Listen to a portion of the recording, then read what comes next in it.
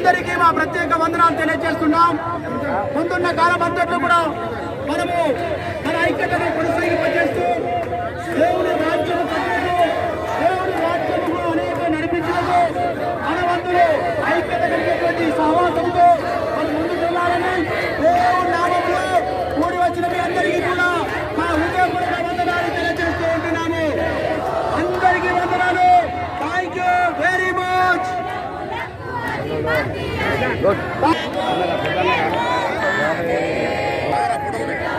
ఒక్కొక్కరు 1000 మంది కవిలతో సమానం.